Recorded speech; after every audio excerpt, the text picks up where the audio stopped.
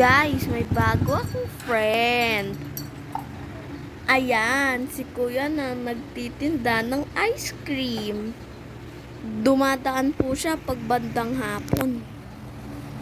Tapos po, nung pumara ko, bumili ako. Ang flavor lang po doon ay cookies and cream, cheese, at ube.